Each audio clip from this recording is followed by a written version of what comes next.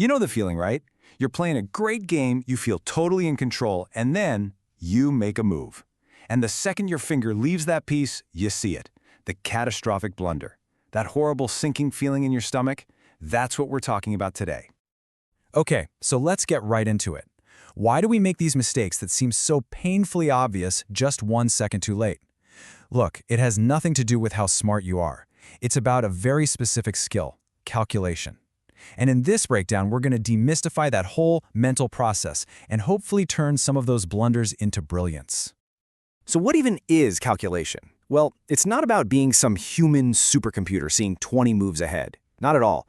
It's actually a pretty structured process. It's about, finding a good idea, but then, and this is the part that really matters, it's about being honest and finding your opponent's best possible reply, seeing where that leads, and then making a calm, clear decision. To get there, we're going to go on what I'm calling a thinker's journey. First up, we'll look at the common blind spots in our own thinking. Then we'll grab a universal checklist that works like immediate first aid. After that, we'll explore the grandmaster mindset, and finally, we'll lay out a real, practical training plan. Our mistakes in chess, they're not random. They actually fall into some really predictable patterns, these little psychological traps we all fall into. One chess coach even calls them diseases of thought. And the cool thing is, once you can put a name to them, you can start to fix them. So the first big error is something called hand-waving. This is when you're in a really sharp position, one that absolutely demands you calculate specific moves, but instead, you just fall back on some vague general rule. You might think, oh, I can't push that pawn, that's bad for my king. But is it really in this specific position? Hand-waving is basically just hiding behind a rule of thumb to avoid doing the hard work. And next up, oh boy, this one's a killer. Wishful thinking. It's when you come up with this brilliant idea and you just fall in love with it. You only calculate the moves where your opponent plays along and lets you win. You see the beautiful checkmate, but you totally ignore their best defense. But here's the thing. Strong players do the exact opposite. They're like scientists, actively trying to prove their own idea wrong. They are always looking for their opponent's best move.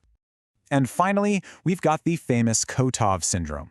So you spend, let's say, 10 minutes looking at two really complicated moves. You can't figure it out, your clock is ticking down, you're getting frustrated, and then you just snap and play a completely different move that you haven't calculated one bit. It's a total breakdown of your thinking process, and let's be honest, it almost always ends in a disaster. Okay, so we've diagnosed some of the big problems. Now for the good news. What's the immediate fix? What's the first aid we can use in our very next game? Well, it all starts with a super simple, universal checklist. This right here is the foundation of good habits.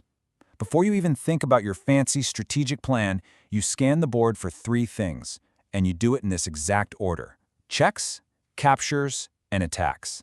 These are what we call the forcing moves in chess. So why is this checklist so incredibly powerful? It's because forcing moves make the game way simpler. I mean, think about it. When you give a check, your opponent only has a few legal ways to respond. When you capture a piece, they pretty much have to react. This just cuts down that huge, scary tree of possibilities into a few little branches that you can actually manage. All right, using that checklist is fantastic first aid. But if you really want to make a huge leap forward, we have to go beyond just simple tools. We need to get into a deeper philosophy, the kind of mindset that really separates the masters from everybody else. This quote from Grandmaster Alex Kulovic really hits the nail on the head. He says real improvement comes from suffering. Now, obviously, he's not talking about actual pain. What he means is that mental strain, that feeling you get when you're pushing your brain into a place it's never been before, where it takes real, intense effort to figure things out. That is where the growth happens. And this mindset, it leads to 2 totally different ways of thinking. See, the amateur finds an idea and just kind of hopes it works out. But the master? A master finds an idea and then tries with everything they've got to prove it's wrong. They actively hunt for the opponent's best reply, what some call the negative verdict. And if they find a way to refute their own idea, they either fix it or, and this is so important, they just throw it away and start over. It's all about constant self-correction.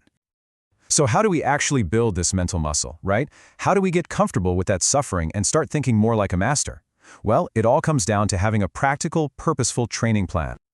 Here are 3 elite-level methods.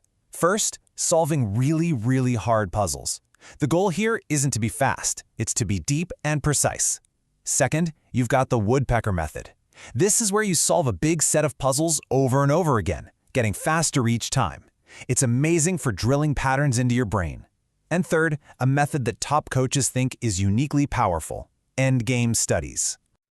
Yeah, there's a reason the best of the best swear by these. For instance, the coach of the young superstar Pragnananda believes endgame studies are the single best way to train calculation. Why? Because with just a few pieces on the board, there's no clutter. There's nowhere to hide. You are forced to calculate deeply and precisely to find that one, often beautiful, hidden solution. Okay, let's wrap this all together. Your thinker's journey has 4 clear steps. First, start by diagnosing your own thinking errors. Be honest with yourself. Next, apply first aid in every game with that universal checklist: checks, captures, attacks. Then, work on adopting that grandmaster mindset. Always try to prove yourself wrong. And finally, train with a purpose. Solve hard problems that really push you. When you start to master this process, you're not just getting better at chess, you're learning a much bigger skill: how to turn mental chaos into real clarity. It's a blueprint for disciplined thinking. You define a problem, you identify your options, you stress test your best idea against the strongest possible arguments, and only then do you decide. So the real question is, where else in your life could a little more calculation turn a blunder into brilliance?